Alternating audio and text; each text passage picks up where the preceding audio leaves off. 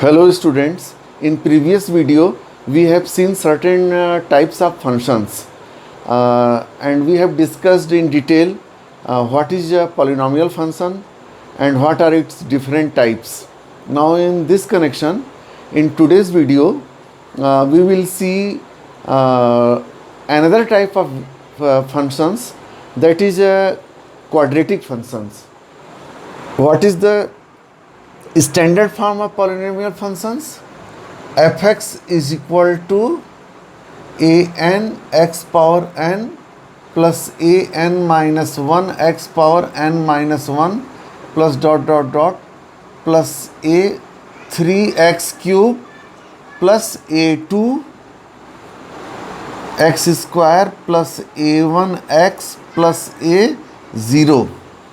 Now what will happen if an minus 1 plus and dot dot dot a3 a1 and a0 all are 0 except the coefficient of x square, then this function will reduce like something like this: ax is equal to a2x square, or you can say a1x plus a0. As you know that this is a quadratic polynomial. What is this? This is a quadratic polynomial. That is why this is known as quadratic function. So what will be its domain?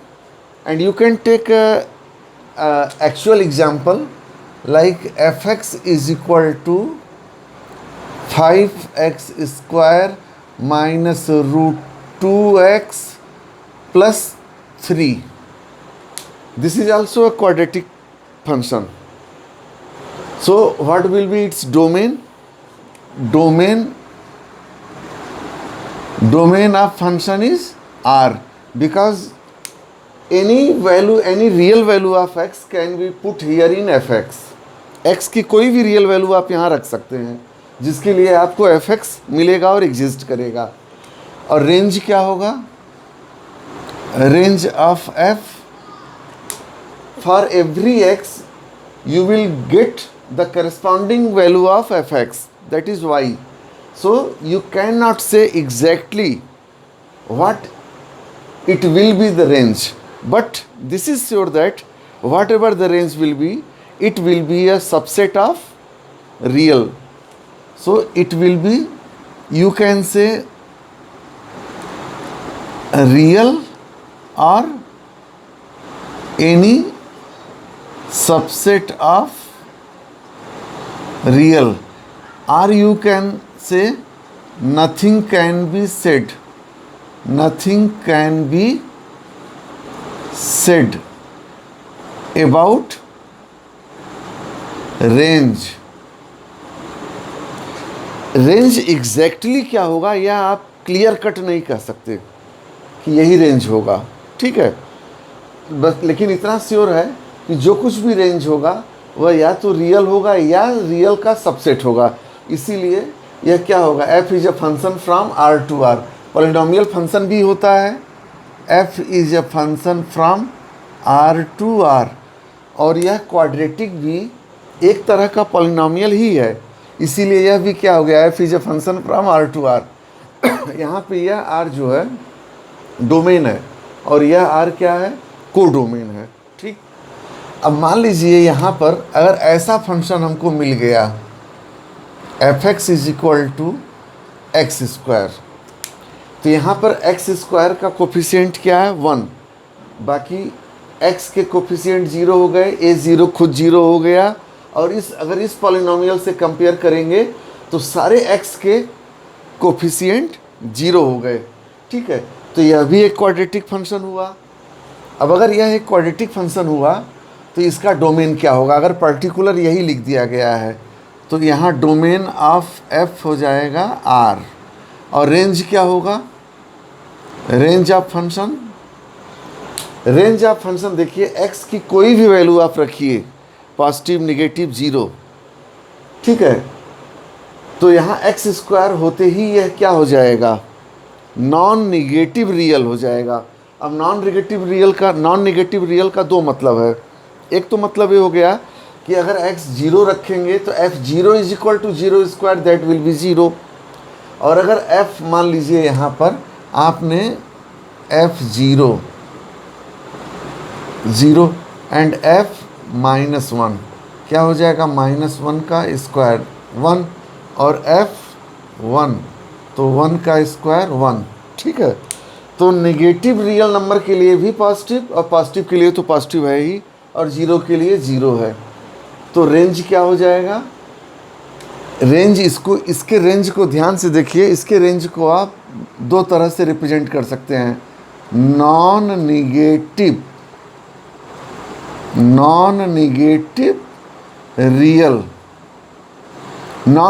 Real numbers.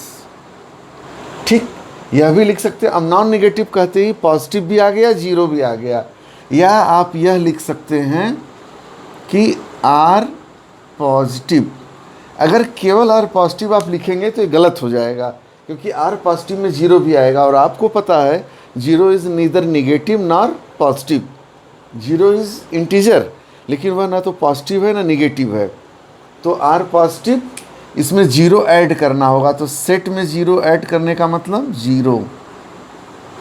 यह एक set था और एक set है zero वाला singleton set, इनका union हो जाएगा रेंज ऑफ फंक्शन या range of quadratic function such that f x is equal to x square. इसके रेंज को आप ऐसे भी लिख सकते हैं, range of function is equal to x belongs to R such that x belongs to R such that x is greater than or equal to 0। यानी इसका जो रेंज है वह कोई भी रियल होगा, किस तरह से, या तो जीरो या जीरो से बड़ा। तो तीन तरीके से आप इसके रेंज को लिख सकते हैं। नॉन नेगेटिव रियल नंबर, ये भी ठीक है, real positive real number and including zero, और तीसरा है x belongs to R such that x is greater than equal to 0। तो ये इतने तरीके से आप इसके रेंज को लिख सकते हैं। ये है क्या, यह एक क्वाड्रेटिक फंक्शन है। ठीक है, अब अगर मान लीजिए आपको बोला जाता है इसका ग्राफ प्लॉट करिए, तो आप क्या करते, ग्राफ प्लॉट करने का सिंपल है तरीका कि आप x की वैल्यू रखते जाइए for the sake of convenience that you can take any suitable value on the x axis. आप x एक्सिस पे कोई ऐसी वैल्यू ले सकें जिसको प्लॉट कर सकें, आप अपने मन से रखते जाइए। वह x हो गया और उसके करेस्पॉन्डिंग fx की वैल्यू, जैसे यहाँ अगर आप लिखते x तो यहाँ लिखते fx। ठीक है, अब मान लीजिए x 0 हो गया तो उसके करेस्पॉन्डिंग fx क्या होगा, 0 f5 into 0 square 0 minus √2 into 0 0 अब प्लस 3, तो यह हो जाता 3। फिर अगर आप x को 1 ले लेते तो आ जाता 5 प्लस 3 8 माइनस √2, तो यह आ जाता 8 माइनस √2। अब √2 की वैल्यू 1.414 से आप करके एक अप्रॉक्स वैल्यू आती, तो इसका ग्राफ बेसिकली थोड़ा टिपिकल हो जाता है। और प्रैक्टिकल लाइफ में जो इसका ग्राफ बनाते हैं हम लोग, आप देखे होंगे ग्राफ पेपर पे जो ग्रिड होता है बहुत छोटे छोटे होते हैं, तो उनको कंप्यूटर पे सॉफ्टवेयर ऐसा आता है कि उस ग्रिड को बहुत मैग्नीफाई कर देता है और फिर उसका ग्राफ बनता है। लेकिन यह बहुत ही सिंपल केस है, इसका ग्राफ आप प्लॉट कर सकते हैं। तो ग्राफ प्लॉट करने का तरीका मैं आपको बताया था कि क्या होगा इसके लिए।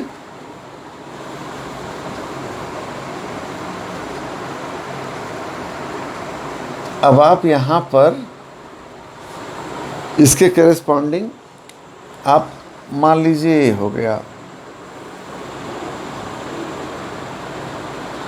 आप x कुछ भी लेते जाइए,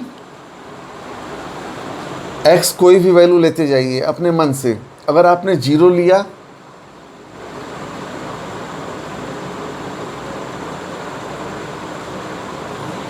x और यहाँ fx स्क्वायर, यानी ये क्या था, एक्चुअल में यह y था। आपको पिछले वीडियो में बताया गया है कि x तो x हो गया, fx को आप y एक्सिस पे करते हैं इसीलिए y हो गया।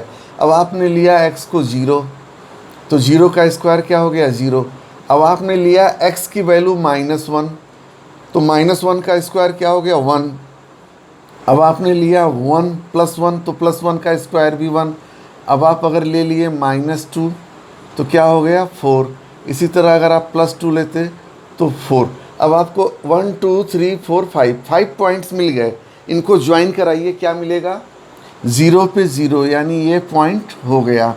अब -1 पे 1, तो -1 मान लीजिए यहाँ है, -1 पे 1, तो ये तो -1 आ गया इधर, नेगेटिव -1, और y क्या है +1, तो ऊपर। अब मान लीजिए यहाँ पे इतना 1 2 3 और यह 4, ठीक है। तो यहाँ 4, तो -1 पे 1, यानी यह पॉइंट, ये पॉइंट हो गया। और 1 पे 1 यहाँ पर आप ले लेते, ये -1 होता, और मान लीजिए ये -2 हो गया, और यहाँ पे मान लीजिए यह 1 हुआ और यह 2 हो गया, तो -1 पे 1 और 1 पे भी 1, तो यहाँ आ गया, और -2 पे 4, -2 पे 4 ये यहाँ, और 2 पे भी 4 ये इस तरह से। तो इसका ग्राफ, और ये भी है एक पॉइंट, तो एक पॉइंट यह, एक पॉइंट यह, एक पॉइंट यह, एक पॉइंट यह, और एक पॉइंट ये, इन सारे पॉइंट को ज्वाइन करना है। तो ये इसका ग्राफ कुछ इस तरह का बनेगा, और इसको बोलते हैं पैराबोला।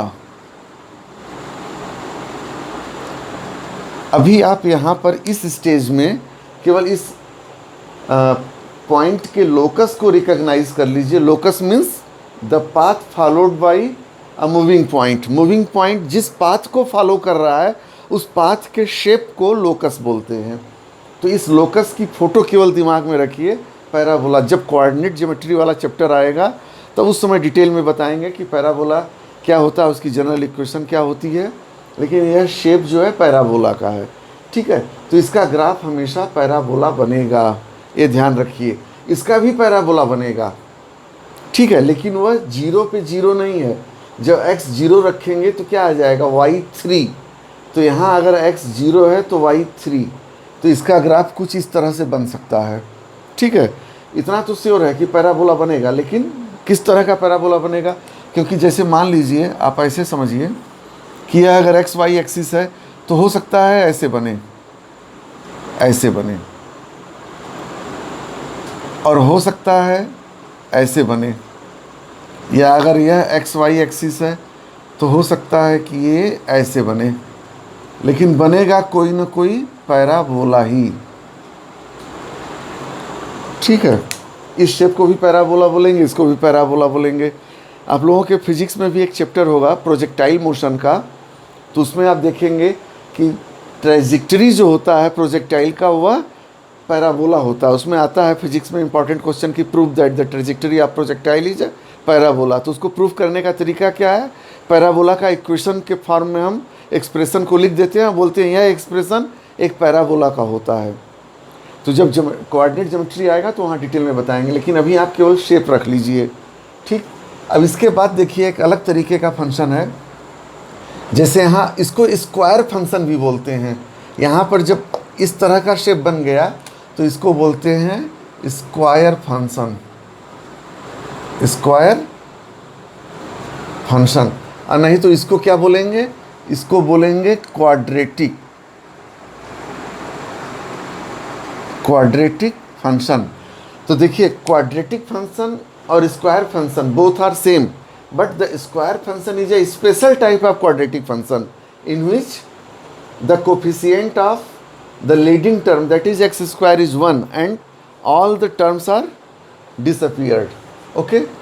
अब देखिए यहाँ पर आप ऐसा भी तो हो सकता है कि यह जो लिखे हैं यह f(x) हमारा इस तरह का हो जाए। ऐसा भी हो सकता है कि f(x) is equal to a3x³ plus a2x² plus a1x plus a0। ये क्या है? अगर आपसे कोई पूछ दे तो कोई स्टूडेंट बोलेगा सर ये पॉलिनोमियल फंक्शन है, कोई बोलेगा कि इसमें highest power of x is 3, that is why this is a cubic function. तो क्यूबिक फंक्शन भी है, ठीक है यहाँ पर। लेकिन इसको अगर यहाँ पर हम इस तरह से रिप्रेजेंट कर दें कि f(x) is equal to x³, तब इसको बोलेंगे क्यूबिक फंक्शन। और ये क्या था? यह है पॉलिनोमियल फंक्शन। Polynomial function. देखिए यहाँ पर एक बात बताना बड़ा इंटरेस्टिंग है कि पॉलिनोमियल फंक्शन का कोई भी टुकड़ा आप करेंगे, इसका एक यूनिक टुकड़ा a0 हो सकता है। तो अगर कहीं यह लिख दिया जाए कि f(x) is equal to a0, तो यह भी पॉलिनोमियल फंक्शन है। और आपको पिछले वीडियो में बताया गया है कि this is a constant function because here there is no variable x। एक कांस्टेंट वैल्यू, एक नंबर है, कांस्टेंट टर्म है, ये x पे डिपेंड नहीं करता, इसीलिए कांस्टेंट है, ठीक है। तो यह भी एक पॉलिनोमियल है। किसका टुकड़ा है? इसी का तो टुकड़ा है। और यह भी इसका टुकड़ा है, यह भी इसका टुकड़ा, तो सब पॉलिनोमियल हैं। तो पॉलिनोमियल एक बहुत बड़ा ग्रुप हो गया, उसके पार्ट ये सब हैं। तो क्यूबिक फंक्शन अगर इस तरह का है कि f(x) is equal to x³, तब इसको हम बोलते हैं क्यूबिक फंक्शन। और इसको हम बोलेंगे polynomial because any part of a polynomial is standard form of the polynomial is itself a polynomial, ठीक है। क्यूबिक हो गया। अब आप यहाँ देखिए, इसमें इसका डोमेन क्या होगा, रेंज क्या होगा, ग्राफ। कई बार आपको डोमेन और रेंज से ग्राफ बनाने में आसानी होती है, और कई बार ग्राफ देख करके आप डोमेन रेंज फटाक से बता देते हैं। यहाँ पर देखिए, इसके लिए क्या होगा, अगर आप x की वैल्यू रखते जाइए और उसके करस्पॉन्डिंग f(x) यानी y is equal to f(x), और ये क्या होगा x³। अब आप वैल्यू रखिए, 0 पे 0, -1 पे -1, और 1 पे 1, फिर 2 पे 8, -2 पे -8। अब इसका ग्राफ प्लॉट करना है आपको। देखिए x की किसी भी वैल्यू को आप यहाँ पर पुट करने के लिए फ्री हैं, फंक्शन तब भी एग्जिस्ट करेगा। 0 रखिए, नेगेटिव रखिए, पॉजिटिव रखिए, कुछ भी रखिए, ये फंक्शन के एग्जिस्टेंस में कोई प्रॉब्लम नहीं होगी। तो डोमेन तो R हो गया तुरंत, domain of function is equal to any real number. लेकिन रेंज क्या होगा, रेंज ऑफ फंक्शन, यहाँ यह सोचने वाली बात है। तो इसका ग्राफ देखिए, तब आपको रेंज और समझ में आ जाएगा। ये इस तरह से इसका ग्राफ हो गया। अब मान लीजिए यहाँ पर आप इसको रख रहे हैं, ए 0 पे 0 है, यानी कि यह ओरिजिन भी इसके ग्राफ को टच करेगा। ग्राफ जो है ओरिजिन को टच करेगा। और -1 पे -1, मान लीजिए यहाँ -1 था, ठीक है, यहाँ -2 था, और यहाँ मान लीजिए -8 है, और यहाँ पर -8 है। तो यहाँ -1 -2, और यहाँ पे 1 और 2। तो 2 पे कहाँ आएगा ग्राफ, यहाँ आएगा। और 1 पे कहाँ आएगा, मान लीजिए यह 1 है यहाँ। और -1 पे कहाँ आएगा, -1 पे यहाँ। अब -2 पे कहाँ आएगा, ये यहाँ। और 2 पे कहाँ आएगा, यहाँ।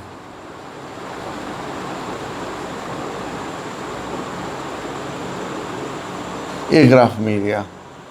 तो इसका ग्राफ कुछ कुछ इस टाइप का मिलेगा। इसका मतलब ये हो जाएगा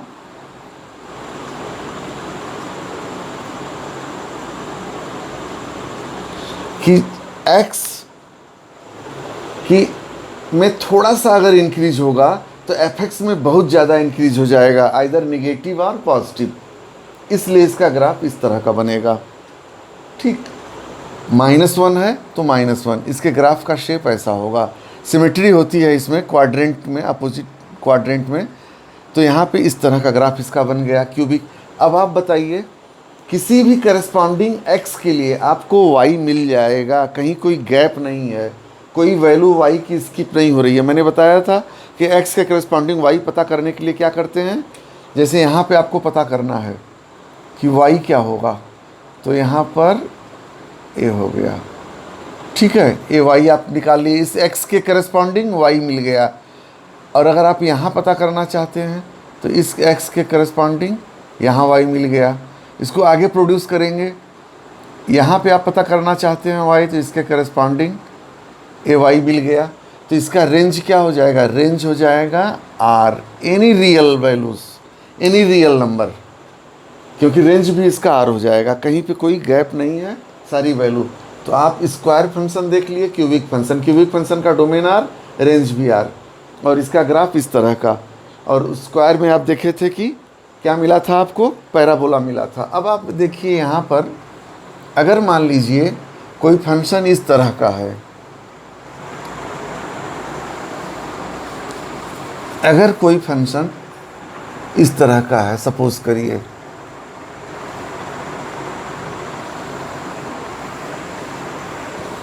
यहाँ पे जैसे f x is equal to p x upon q x, where x belongs to R and q x is not equal to 0। आपको पता होगा कि अगर किसी भी नंबर को आप p बाई क्यू के फॉर्म में रिप्रेजेंट कर देते हैं तो वह नंबर क्या हो जाता है, रेशनल नंबर। ठीक है, तो उसी तरह से यहाँ पर आप एक फंक्शन ऊपर है और एक फंक्शन नीचे है, न्यूमरेटर और डिनोमिनेटर। तो आप अगर इसको इस फॉर्म में लिख पा रहे हैं जिसमें q x is not equal to 0, क्योंकि यह वेरिएबल इसमें इन्वॉल्व हो रहा है, या आप डिवाइड कर रहे हैं, तो आपको यहाँ पे रिस्ट्रिक्शन लगाना पड़ेगा as per the law of the mathematics that you cannot divide any quantity or expression or number by 0. That is why qx is not equal to 0 and x is any real. Then this fx is known as rational function. इस fx को क्या बोलेंगे, rational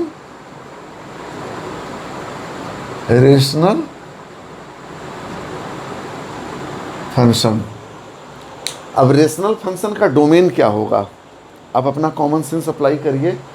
इसमें आप x की किसी भी value को रखने के लिए फ्री हैं। कंडीशन क्या है, ऐसी वैल्यू मत रख दीजिए जिसके लिए कि qx 0 बन जाए। x आप रखिए जो मन करे सो, कोई भी रियल, लेकिन qx is not equal to 0। तो इसके डोमेन को हम लोग लिख सकते हैं, domain of f any real values, any real number but minus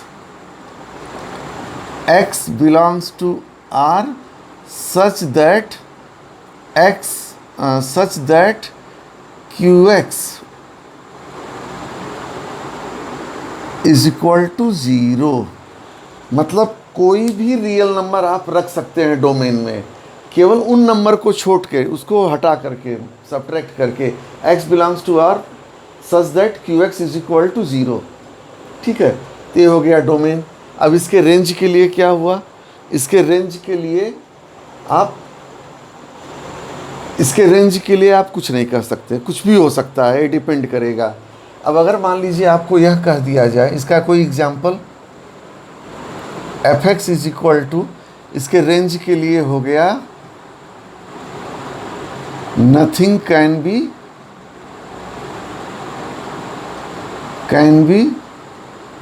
set. अगर अधिक से अधिक आपको बहुत मजबूरी हो कहने की, तो आप ये कह सकते हैं either any real number or a set of real number which is a subset of R. ठीक, यही कह सकते हैं, आर का सबसेट कोई होगा। अब यहाँ पे एफ एक्स अगर मान लीजिए इस तरह का है कि 5x cube minus root 3x square plus 7 upon 2x square minus x। तो यहाँ पर a 0 नहीं है, तो क्या ये रेशनल फंक्शन है? रेशनल फंक्शन है, क्योंकि यह भी एक पॉलिनोमियल फंक्शन है, यह भी एक पॉलिनोमियल फंक्शन है। px और qx क्या है? कोई ना कोई पॉलिनोमियल फंक्शन है, तो यह भी रेशनल हो गया। ठीक है, अब अगर मान लीजिए ऐसा कर दिया गया कि fx is equal to 1/x, क्योंकि आपको बताया गया था कि fx is equal to a0 also polynomial, तो इसका मतलब a0 की वैल्यू 1 हो गई, तो ये भी पॉलिनोमियल है और x भी एक पॉलिनोमियल फंक्शन है। ठीक है, तो इस कंडीशन में क्या होगा? 1/x, fx is equal to 1/x।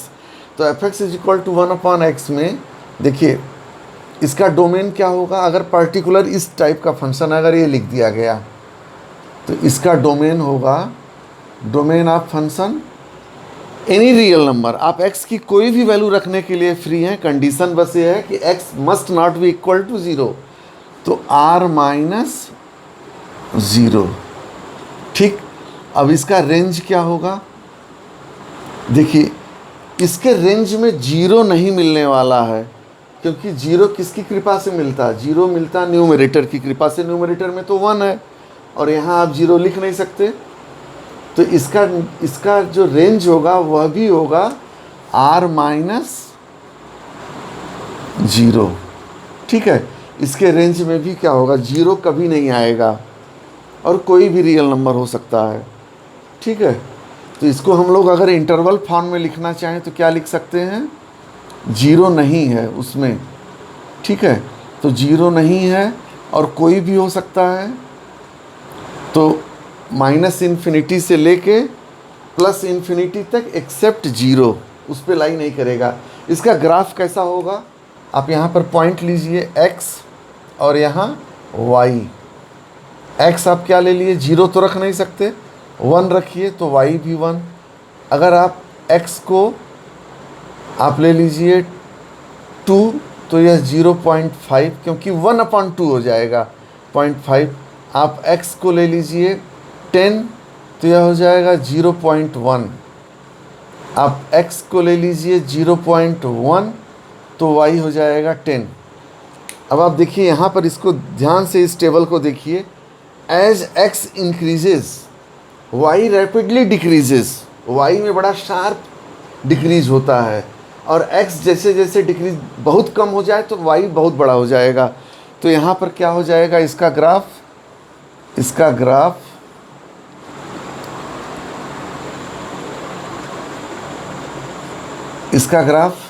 देखिए, इसका ग्राफ कुछ इस तरीके से हो जाएगा।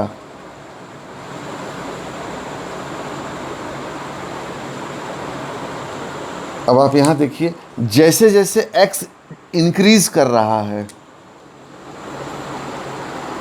जैसे जैसे x इंक्रीज कर रहा है, y क्या हो रहा है? डिक्रीज होता जा रहा है। x इंक्रीज किया, y डिक्रीज हुआ, और जैसे जैसे x यहाँ पर, और x जैसे जैसे इंक्रीज कर रहा है इधर। अब आप उल्टा चलिए, x जैसे जैसे डिक्रीज कर रहा है, y क्या कर रहा है? इंक्रीज कर रहा है। अगर आप इस x के लिए y फाइंड करना चाहते हैं तो y आएगा यहाँ इतना, ये इस x के लिए y इतना हो गया, इस x के लिए y इतना हो गया, और उससे कम वैल्यू ले लीजिए। अब x थोड़ा और कम हो गया, ये वाला x ज़्यादा था, x की वैल्यू, यहाँ x कम, y और बड़ा हो गया। x जैसे जैसे 0 की तरफ आ रहा है, y क्या हो रहा है? इन्फिनिटी की तरफ भाग रहा है, क्योंकि क्या होगा? 1/0 इन्फिनिटी, लेकिन 0 रख नहीं सकते, लेकिन 0 के बहुत पास वाली वैल्यू तो आप रख सकते हैं, तो वह इन्फिनिटी की तरफ भाग रहा है। ठीक है, यहाँ भी वही चीज़ हो रहा है। x जैसे जैसे इंक्रीज कर रहा है, y डिक्रीज होता जा रहा है। वही वैल्यू यहाँ हो जाएगी।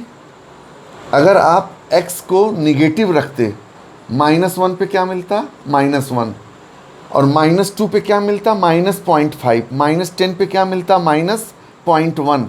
तो इसका भी वही हो जाएगा ग्राफ इस तरह का। तो इसके ग्राफ में भी सिमेट्री होती है, ठीक है। और इस तरह के फंक्शन को हम लोग बोलते हैं रेसिप्रोकल फंक्शन, रेसिप्रोकल फंक्शन, ठीक है। f(x) = 1/x। तो यह एक रेशनल फंक्शन है, लेकिन एक special type of rational function है, रेसिप्रोकल फंक्शन। इसका डोमेन और रेंज दोनों क्या है, कोई भी रियल जिसमें जीरो नहीं आएगा। जीरो यहाँ पे देखिए इस ग्राफ में, यह ग्राफ जीरो को नहीं टच कर रहा है, इसीलिए इसके डोमेन में भी ज़ीरो नहीं है और रेंज में भी ज़ीरो नहीं है, ठीक। अब इसके बाद आपका आता है मॉडुलस फंक्शन, बहुत ही इम्पॉर्टेंट है, जिस पर बेस्ड आपके एनसीईआरटी में भी प्रॉब्लम्स हैं और एग्ज़ाम में अक्सर पूछे जाते हैं। इसके बाद सिग्नम फंक्शन और ग्रेटेस्ट इंटीजर फंक्शन। तो ये तीनों फंक्शंस की बात हम अगले वीडियो में करेंगे। इस वीडियो में इतना ही।